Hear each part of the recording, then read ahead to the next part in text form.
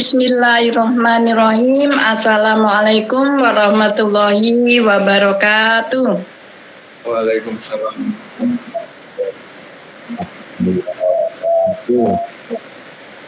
Alhamdulillahirabbil alamin wassalatu wassalamu ala asrofil anbiya'i wal mursalin wa ala alihi wa sahbihi ajmain. Asyhadu an la ilaha illallah wa asyhadu anna Muhammadan abduhu wa rasuluhu. Allahumma sholli ala Muhammad wa ala ali Muhammad. Anak-anakku, cucu-cucu mama yang mudah-mudahan dirahmati Allah. Alhamdulillah pada siang hari ini kita dipertemukan kembali oleh Allah dalam keadaan sehat. Mudah-mudahan ibadah kita di bulan Ramadan ini lancar, sehat, dan dicatat Allah sebagai amal soleh yang diridhoi Allah Subhanahu wa Ta'ala. Amin.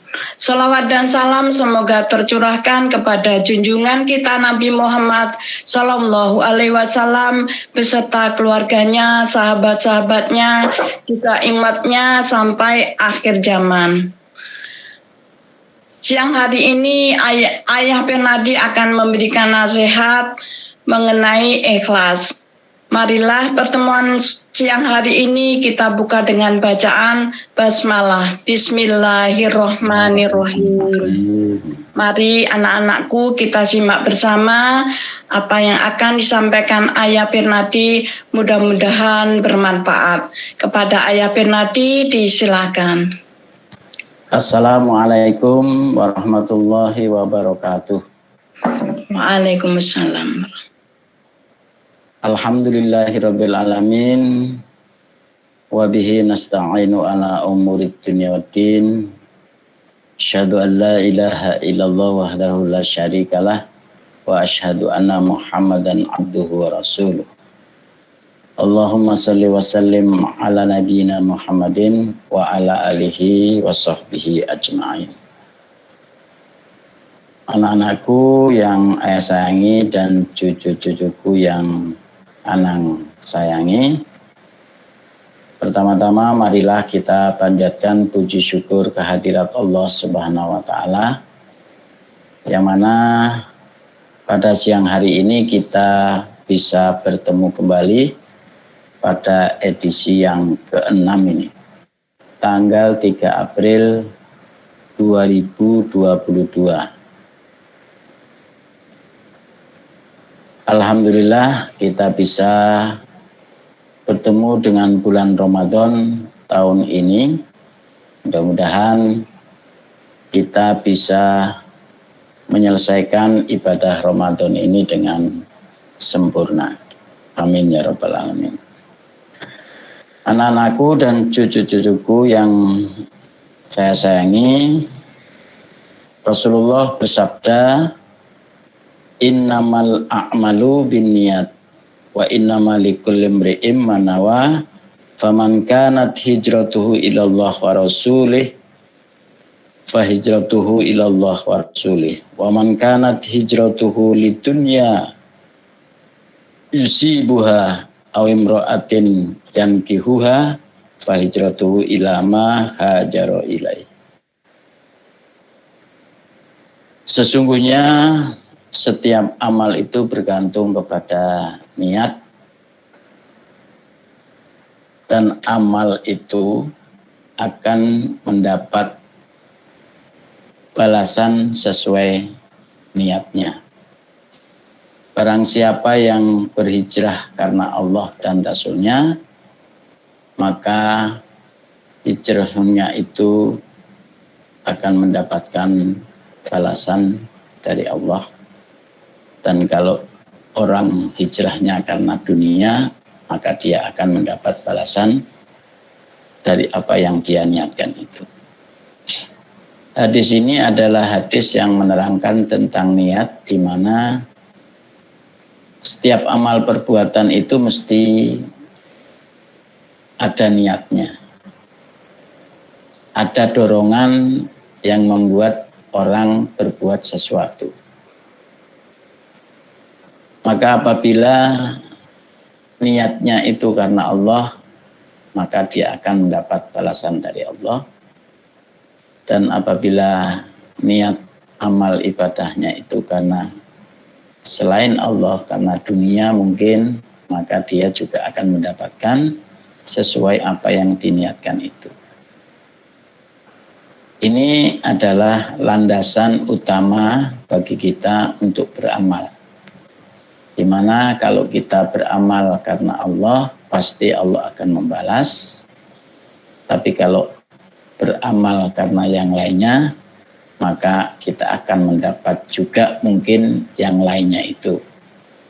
Mungkin karena dunia, karena uang, karena jabatan, karena apa, kemungkinan dia juga akan mendapatkan uang atau jabatan itu, atau kemungkinan juga tidak dapat. Oleh karena itu, anak-anakku semua, mari kita belajar untuk ikhlas kepada Allah. Beramal itu hanya untuk mendapatkan balasan, pujian dari Allah Subhanahu wa Ta'ala, tanpa diiringi dengan niat yang lain. Ya. Karena pada hadis tadi Rasulullah menyatakan bahwa amal yang diterima oleh Allah hanya amal yang disandarkan kepada Allah. Rasulullah juga bersabda dalam sebuah hadis qudsi, "Aku adalah zat yang paling tidak membutuhkan sekutu. Barang siapa mengerjakan amalan dengan menyekutukan aku di dalamnya, niscaya akan aku tinggalkan dia bersama dengan amalan syiriknya itu." Jadi Allah tidak mau disekutukan dengan yang lain. Oleh karena itu, kita harus mentauhidkan Allah. Keyakinan kita harus hanya kepada Allah apabila kita beramal. Ada sebuah kisah yang mungkin dapat memberikan gambaran kepada kita bahwa sangat berbeda nanti hasilnya kalau orang itu beramal karena Allah dan dengan orang yang beramal karena lainnya. Ada sebuah kisah tentang seorang abid, seorang ahli ibadah. Dikisahkan ahli ibadah itu mendengar ada sebuah pohon yang dijadikan sesembahan oleh orang-orang di sekitarnya, oleh masyarakatnya. Mungkin ada orang yang memberikan sesajen, memohon pertolongan kepada pohon besar itu, atau dia mohon kepada penunggu dari pohon itu, sehingga tersiar pohon itu menjadi tempat sesembahan. Si abid tadi, orang yang ahli ibadah tadi, mendengar, dia tergerak hatinya karena ada orang yang berbuat syirik kepada pohon yang besar itu, maka dia berniat untuk merobohkan pohon itu.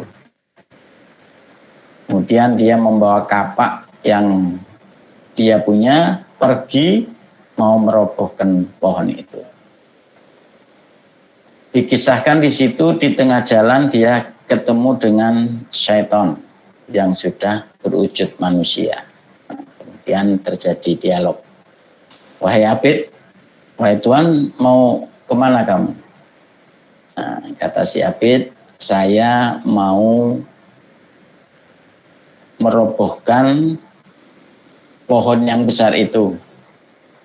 Karena banyak orang yang sudah syirik, memohon pertolongan, mengadakan sesembahan kepada pohon itu.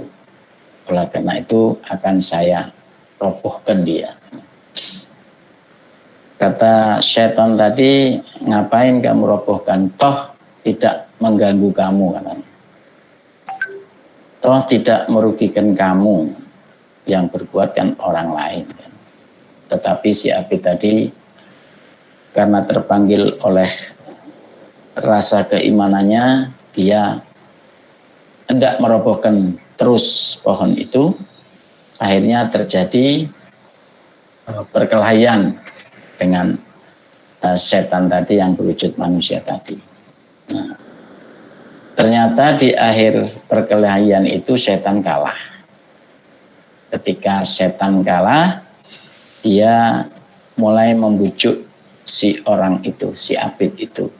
Ya, begini saja Tuhan, ya, daripada Tuhan repot-repot merobohkan pohon itu, bagaimana kalau diurungkan saja niatnya. Saya berjanji setiap pagi saya akan sediakan uang di bawah bantal Anda setiap pagi 2 dinar katanya waktu itu. Dalam kisah itu disebut dia akan memberikan uang 2 dinar, mungkin pada waktu itu uang 2 dinar itu sudah cukup banyak. Akhirnya si Abid itu mendapat tawaran begitu menjadi bimbang, goncang ya. Imannya jadi agak goncang, berubah. Akhirnya pikir-pikir, ya selama ini dia beribadah terus, mungkin tidak sempat menikmati yang lain secara lebih sempurna gitu. Karena uang tidak ada, maka tawaran itu baiklah diterima oleh si Abid itu. Dia pulang sehingga dia nggak jadi merobohkan pohon itu. Paginya memang benar di bawah bantalnya ada uang yang tersedia. Nah, si Abid mulai merasakan nikmatnya memiliki uang sehingga dia bisa belanja apa saja. Tetapi lama-kelamaan setan ini tidak menepati janji. Suatu saat uang itu tidak muncul lagi. Ketika dilihat kok tidak ada lagi uang itu. Akhirnya si Abid ini marah. Kembali dia ingin merobohkan pohon tadi. Ya. Merobohkan pohon tadi. Dia ambil kapaknya, pergi ke pohon itu untuk dirobohkan. Di tengah jalan, dia ketemu setan lagi yang sudah menemui dia sebelumnya itu. Mau kemana kamu? Wahai Tuhan, saya akan merobohkan pohon itu karena kamu sudah tidak menepati janji. Katanya kamu menyediakan uang, sudah enggak disediakan lagi. Oleh karena itu saya akan tetap merobohkan pohon itu. Akhirnya terjadi perkelahian. Pada perkelahian saat ini si Abid itu ternyata kalah. Ya. Kemudian si Abid tadi tanya kepada setan tadi, kenapa dulu kamu bisa aku kalahkan, tapi sekarang kenapa aku kok yang kalah ya? Kata setan tadi, dulu itu kamu berperang atau kamu ingin membasmi pohon itu karena kamu ikhlas berbuat karena Allah. Tapi kali ini kamu tidak bisa mengalahkan aku karena engkau hendak merobohkan itu bukan karena Allah, tapi karena aku tidak memberikan uang yang aku janjikan kepada kamu setiap hari. Nah itu bedanya orang yang berjuang, beramal karena Allah dan beramal karena tidak karena Allah, yaitu yang tidak ikhlas kepada Allah. Maka amal yang disandarkan kepada selain Allah itu di hadapan Allah tidak ada artinya. Untuk itu mari kita sekarang mulai belajar berbuat, beramal ikhlas karena Allah, tidak karena yang lainnya. Kenapa kita harus ikhlas ya dalam beramal itu? Kenapa kok harus ikhlas karena Allah? Pertama, ikhlas itu adalah inti dakwah para rasul. Ya. Ikhlas itu yang diajarkan oleh para rasul, mulai rasul yang terdahulu. Allah berfirman, A'udzubillahi minasyaitonirrajim, wa ma umiru illa liya'budullaha mukhlishina lahuddina hunafa wa yuqimus salata wa yu'tuz zakah wa dzalika dinul qayyimah. Padahal mereka hanya diperintah menyembah Allah dengan ikhlas, mentaati semata karena menjalankan agama, dan juga agar melaksanakan sholat dan menunaikan zakat. Yang demikian itulah agama yang lurus atau agama yang benar.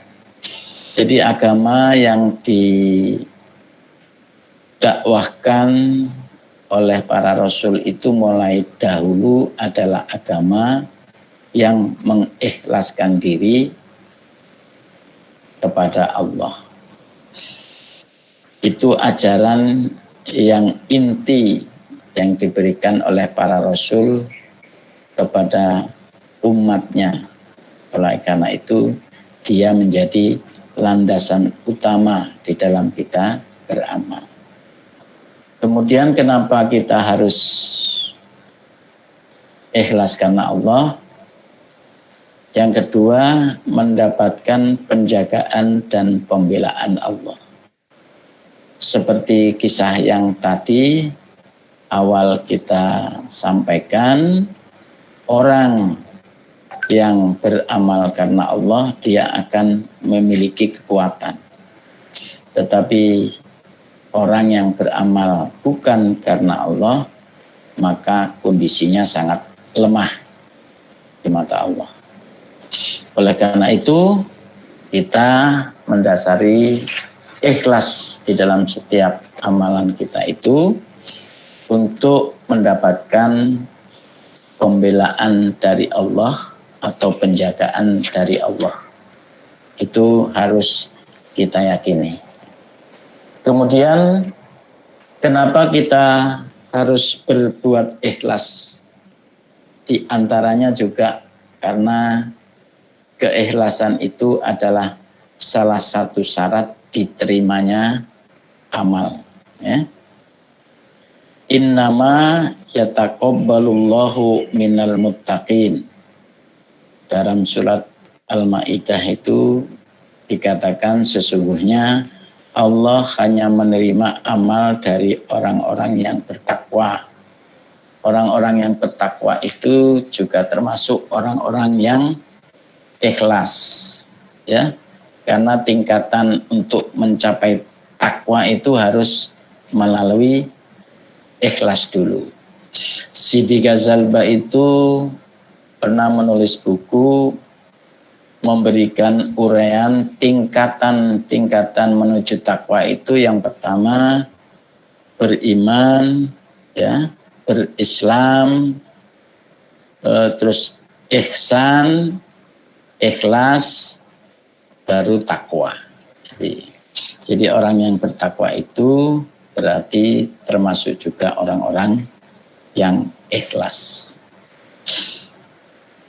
Amal yang didasarkan oleh keikhlasan yang dilakukan oleh orang-orang yang bertakwa itulah amal yang hanya diterima oleh Allah Subhanahu wa taala. Kemudian kenapa juga kita harus ikhlas di dalam beramal?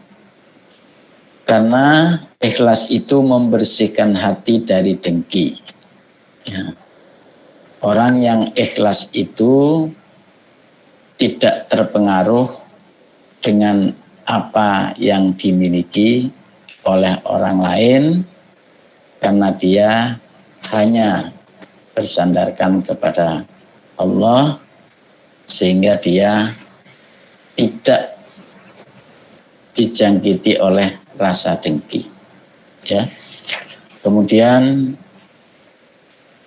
orang yang ikhlas itu mendatangkan kedamaian bagi hati. Jadi kalau orang ikhlas itu karena sandarannya hanya kepada Allah, maka hatinya menjadi tenang. Dia tidak terpengaruh oleh omongan orang. Ya. Ketika dia beramal, dipuji, juga tidak membuat dia bangga. Kalau dicaci, harusnya tidak membuat dia sedih. Jadi orang yang ikhlas itu damai hatinya. Karena apa? Karena dia hanya berharap kepada Allah. Sehingga orang yang ikhlas itu akan memiliki kekuatan jiwa. Menguatkan jiwa. Ikhlas itu menguatkan jiwa karena dia bersandar kepada Zat yang Maha Perkasa. Kemudian kenapa kita harus ikhlas? Orang yang ikhlas itu terjaga dari godaan setan. Iblis pernah bersumpah kepada Allah sebagaimana tertuang di dalam firman-Nya di surat Al-Hijr. Ia iblis berkata, Robku, oleh karena engkau telah memutuskan bahwa aku sesat, aku pasti akan jadikan kejahatan terasa indah bagi mereka di bumi, dan aku akan menyesatkan mereka semuanya, kecuali hamba-hambamu yang terpilih di antara mereka. Yaitu kecuali hamba-hambamu yang ikhlas. Jadi iblis itu kan sudah dikutuk oleh Allah untuk nanti dimasukkan ke dalam neraka karena dia membangkang perintah Allah, kemudian dia diusir dari surga.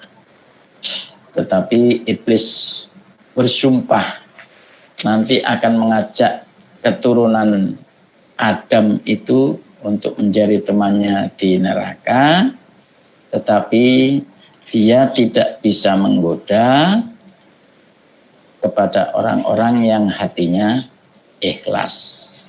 Itu dinyatakan oleh Allah di dalam Al-Quran bahwa setan itu, iblis itu tidak akan bisa menggoda kalau kita ikhlas di dalam amal ibadah kita.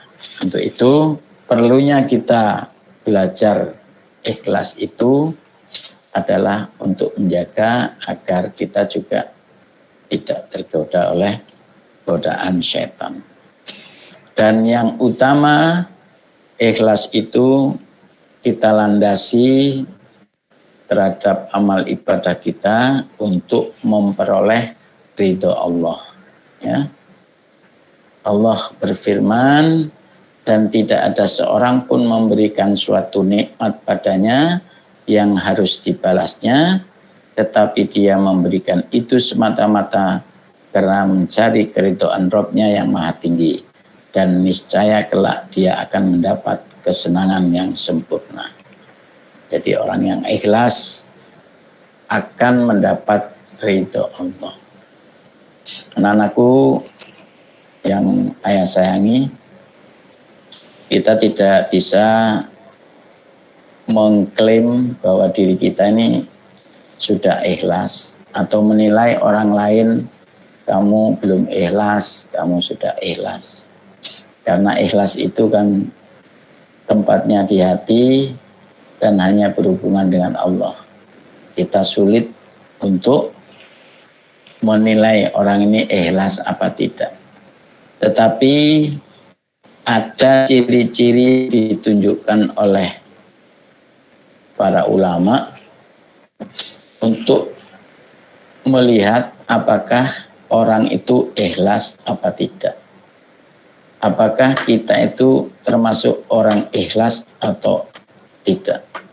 Itu diberikan indikasi ciri-ciri di mana mungkin Ciri-ciri orang yang ikhlas ini dapat kita jadikan acuan atau panduan untuk menilai diri kita sendiri. Kira-kira kita ini sudah termasuk orang yang ikhlas apa tidak. Yang pertama, ciri-ciri orang atau hamba yang ikhlas itu yaitu selalu melihat kekurangan diri sendiri. Ya. Orang yang ikhlas itu tidak sibuk menilai orang lain, tetapi dia sibuk menilai dirinya sendiri. Dia sibuk memperbaiki dirinya sendiri. Oleh karena itu, sebaiknya kita ini selalu berusaha setiap hari memperbaiki diri sendiri dengan beramal sebaik mungkin tanpa kita sibuk menilai amalan orang lain. Ya. Itu ciri-ciri dari orang yang ikhlas. Kemudian ciri orang ikhlas yang lain, yang kedua, tidak terpengaruh dengan pujian orang lain. Jadi orang yang ikhlas itu karena mengharapkan hanya kepada Allah, maka walaupun dia dipuji orang, dia juga tidak terlalu bangga, tidak membanggakan diri. Tetapi kalau dicela orang, juga tidak bersedih hati, karena dia yakin amalan itu yang diperbuatnya akan mendapat balasan dari Allah Subhanahu wa taala. Oleh karena itu cirinya orang yang ikhlas itu dikatakan tidak terpengaruh dengan pujian orang lain.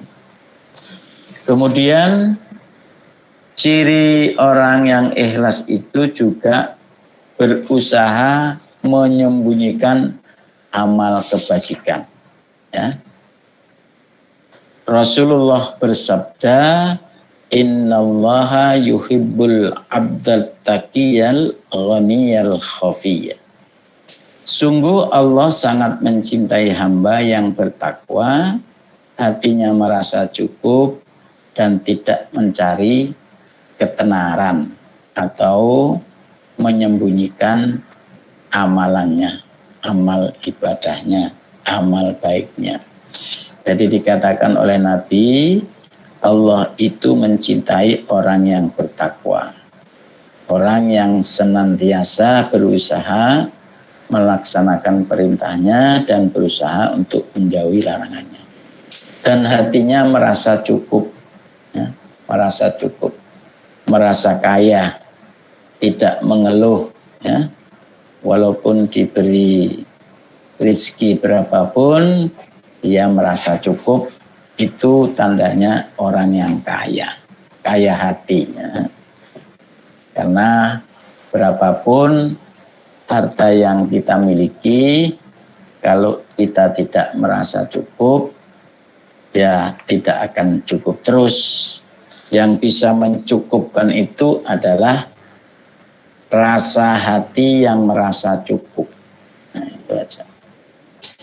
Karena kata Nabi, seandainya anak Adam itu diberi satu gunung emas, maka dia juga masih mengharapkan gunung emas yang lain. Tidak akan ada habis-habisnya.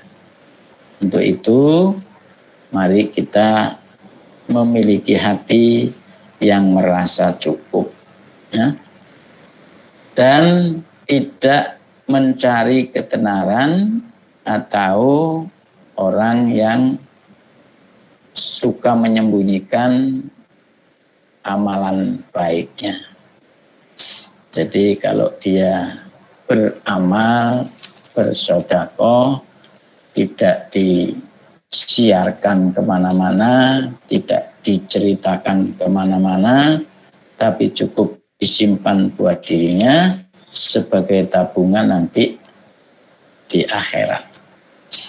Itu hamba yang disukai dicintai oleh Allah Subhanahu wa taala seperti apa yang dikatakan oleh Nabi tadi. Kemudian orang yang ikhlas itu termasuk orang yang tidak terpengaruh oleh pemberian. Ya. Rasulullah bersabda, celakalah orang-orang yang menjadi budak dinar, budak dirham, dan budak pakaian. Jika diberi apa yang mereka sukai, maka mereka ridho. Namun jika itu tidak diberikan kepada mereka, maka mereka berang. Sungguh celaka orang seperti itu. Jika dia tertusuk duri, semoga dia tidak dapat mengeluarkannya. Anak-anakku yang saya sayangi, orang yang ikhlas itu dikatakan di sini adalah orang yang tidak terpengaruh oleh pemberian. Kalau kita perhatikan sekarang ini, bahwa korupsi, gratifikasi itu merajalela, ya. Sehingga sepertinya kondisi negara ini semakin memburuk itu ya karena mungkin pejabat-pejabatnya sudah terpengaruh oleh pemberian ya. Orang yang ingin berjuang membela rakyat misalnya, yang semula dia gigih membela untuk kepentingan rakyat, tetapi karena ada iming-iming pemberian, apa itu uang, apa itu jabatan, maka apa yang diperjuangkannya sudah ditinggalkan. Yang penting dia sudah mendapatkan uang atau jabatan. Ini orang-orang yang tidak ikhlas, ya. Gambaran seperti ini adalah orang-orang yang tidak ikhlas, dan kalau negara ini diurus oleh orang-orang yang tidak ikhlas, ya akan rusaklah negara ini. Mudah-mudahan kita ini diberi pemimpin-pemimpin yang nantinya akan tidak terpengaruh oleh pemberian dari sana dan sini yang mempengaruhi pekerjaannya, yang mempengaruhi kebijakannya. Anak-anakku yang saya sayangi, ciri-ciri dari orang yang ikhlas itu yang lainnya bisa dikatakan bahwa orang yang ikhlas itu senang melihat sesama mendapat nikmat Allah. Ini dikatakan oleh para ulama itu, orang yang ikhlas itu adalah orang yang senang melihat sesama ketika mendapat nikmat Allah.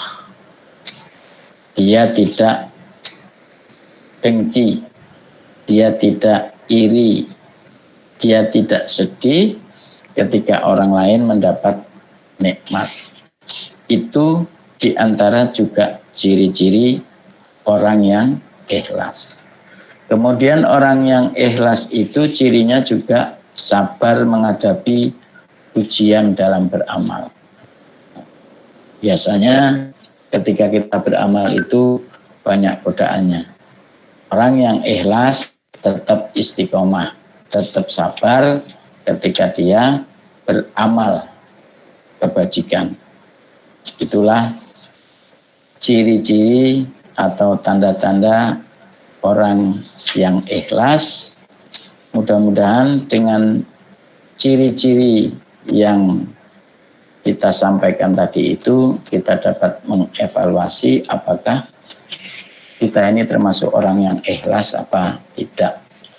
Kalau belum, mari kita mencoba berusaha mengkondisikan diri kita untuk memiliki ciri-ciri yang tadi ayah sebutkan. Kemudian ada kiat meraih atau mencapai keikhlasan yang diajarkan oleh para ulama, yaitu yang pertama memohon pertolongan kepada Allah.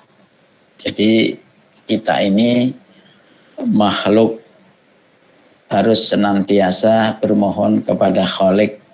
Ya. Kita merasa hamba harus selalu mengikut sertakan, melibatkan Allah di dalam semua urusan kita. Oleh karena itu kita jangan mengandalkan kepandaian kita saja, kepintaran kita saja, keterampilan kita saja, tetapi kita harus juga rajin atau sering berdoa. Karena Allah tempat meminta. Ud'uni astajib lakum. Berdoalah kepadaku, maka aku akan kabulkan permintaanmu. Itu adalah janji Allah. Oleh karena itu, kalau kita juga ingin ikhlas, karena ikhlas itu juga sulit, maka jangan kita mengabaikan doa yang kita panjatkan kepada Allah. Ya. Di antaranya kita juga bisa berdoa sebagaimana diajarkan, Allahumma inni a'udzubika an usyrika bika wa ana a'lamu wa astaghfiruka lima la a'lam. Ya Allah, sesungguhnya aku berlindung kepadamu dari menyekutukanmu sedang aku mengetahuinya, dan bahwa aku memohon ampun kepadamu dari menyekutukanmu atas apa-apa yang tidak aku ketahui. Jadi intinya, mari kita selalu bermohon kepada Allah untuk bisa berbuat, beramal dengan ikhlas karena Allah. Karena apa? Karena setan selalu menggoda kita. Ya. Setiap saat setan itu berusaha untuk menghapus, menghancurkan amal ibadah kita. Bisa saja kita itu pada awal berbuat, beramal ikhlas karena Allah. Ya. Umpamanya kita nyumbang masjid, pertama kita ikhlas, kita sumbang saja, kita sedekah saja, tanpa ada niatan apa-apa, hanya karena Allah. Tetapi lama-kelamaan suatu saat kita ditegur oleh orang, ya, mungkin oleh jamaah lain. Loh Pak, sampai ini kok sholat di sini terus, tapi kok nggak pernah sedekah sama sekali sama masjid. Barangkali kalau kita tergoda oleh ucapan orang itu, kita jadi marah. Sehingga apa yang telah kita sedekahkan itu kita umbar lagi kepada orang lain, sehingga mungkin keikhlasan kita akan terkoyak, ya.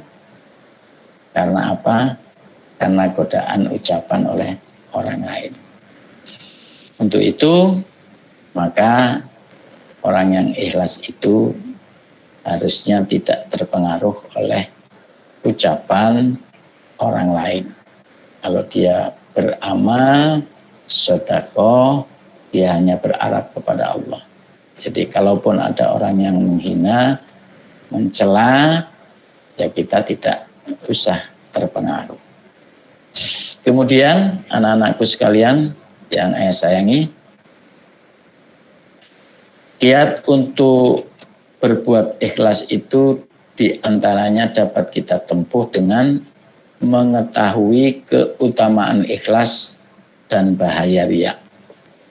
Artinya ketika kita sudah mengetahui keutamaan ikhlas atau keistimewaan ikhlas atau urgensi daripada ikhlas itu, maka kita menjadi terdorong untuk berbuat ikhlas.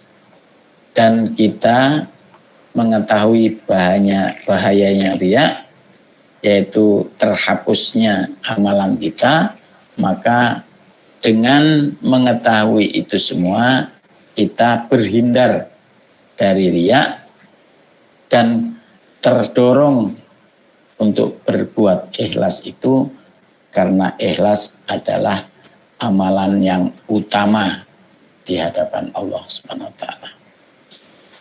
Anak-anakku sekalian yang ayah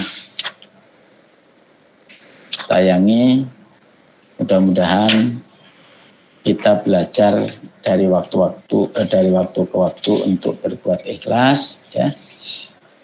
Karena untuk berbuat ikhlas itu tidak gampang. Kenapa tidak gampang? Karena setan selalu menggoda. Jadi di awal kita ikhlas, nanti di pertengahan kita digoda. Kalau di pertengahan kita digoda masih kuat, di akhirnya juga kita akan digoda. Pokoknya setan itu akan terus menggoda. Oleh karena itu, karena setan terus akan menggoda, maka kita akan terus juga mempertebal rasa ikhlas kita dengan memahami dan menyadari keutamaan dan keistimewaan ikhlas itu di hadapan Allah. Kita yakin bahwa amal ibadah yang tidak ikhlas itu tidak akan diterima oleh Allah. Oleh karena itu,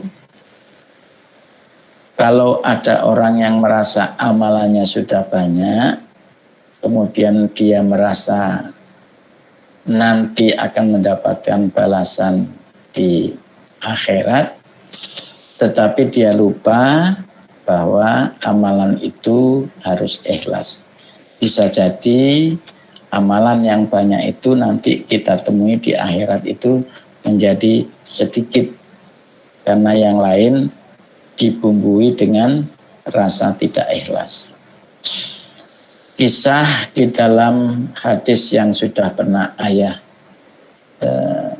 sampaikan di dalam pertemuan yang lalu itu, yang populer disampaikan oleh para ustadz mubalek ketika dia menjelaskan tentang ikhlas itu adalah kisah tentang 3 orang yang beramal kebajikan, tetapi karena tidak ikhlas maka Allah tidak menerima amalannya, malah dimasukkan ke neraka.